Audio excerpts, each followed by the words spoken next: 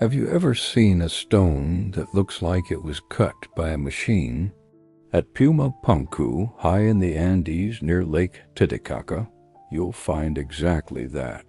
The corners on these massive blocks are impossibly sharp, the grooves are perfectly straight, and most mysteriously, there are dozens of identical H-shaped blocks scattered around. They look like giant, forgotten Lego pieces. For years, people have claimed this site is a riddle we can't solve, pointing to aliens or lost super civilizations with futuristic tools. But the real mystery is even more fascinating. If this was built by human hands, how did an ancient society, over 12,000 feet above sea level, achieve a level of precision that still baffles engineers today? What did they know that we've forgotten? Let's explore the secrets of Puma Punku. Follow for more. Puma Punku, the door of the Puma, isn't a standalone ruin. It's part of the Tiwanaku ceremonial complex, a powerful center that flourished roughly between 500 and 1000 CE on the high Altiplano of present-day Bolivia, near the southeastern shore of Lake Titicaca.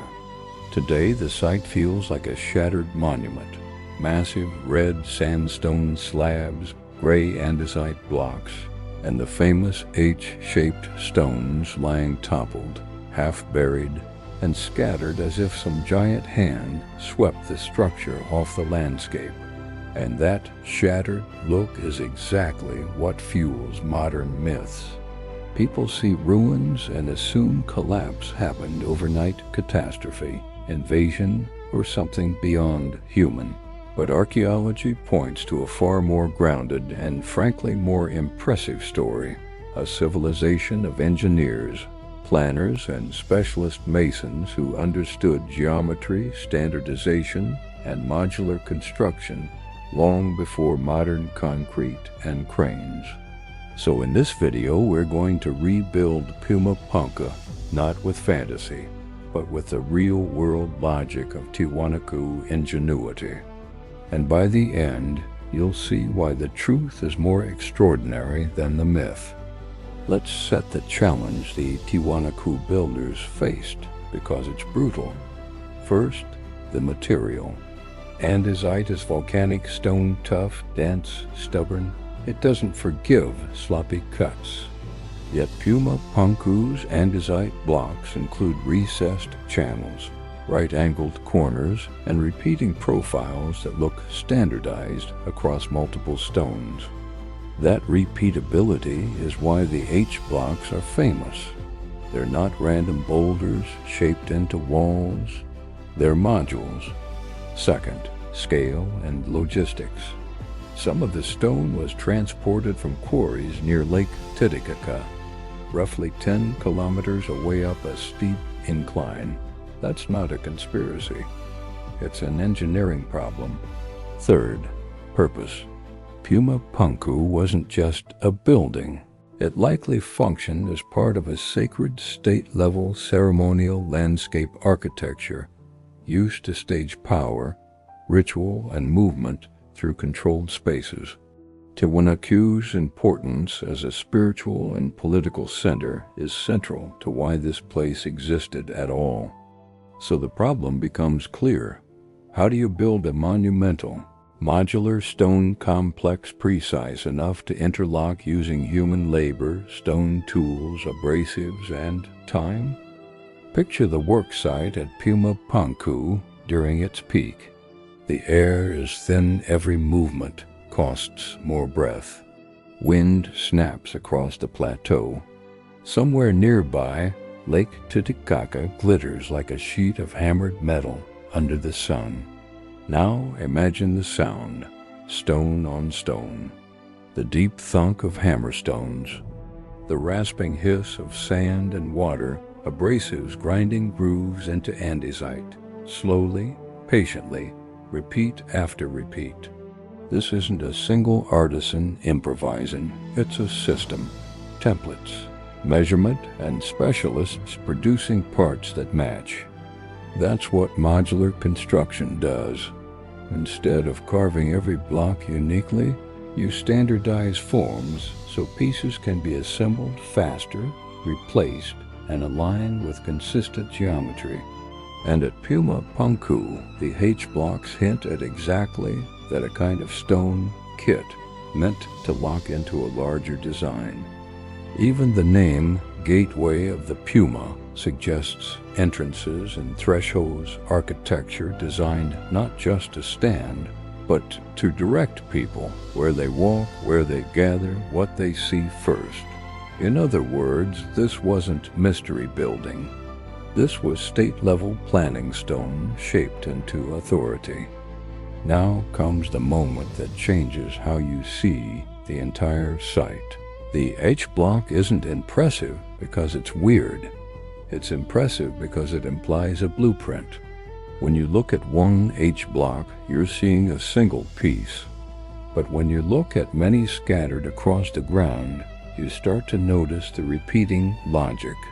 Consistent thickness, mirrored recesses, grooves that seem designed to accept neighboring stones or fittings. This is the turning point in the story. Puma Punku begins to look less like a pile of ruins and more like a dismantled machine, except the machine is architectural. It's a platform mound retaining walls, gateways, and carefully aligned spaces that once formed a ceremonial facade. And then something happens. The structure doesn't survive intact. Over time, deterioration and destruction leave only fragments. Later human activity and the simple reality of seismic instability in the Andes add to the disassembly. The end result is what we see now.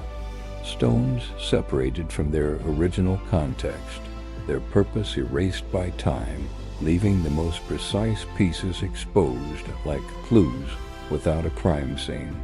That's where myths rush in because humans hate incomplete puzzles. Forget everything you think you know about Puma Punku. It's not about aliens, it's about human genius. High in the Bolivian Andes lies this incredible site, part of the larger Tiwanaku civilization.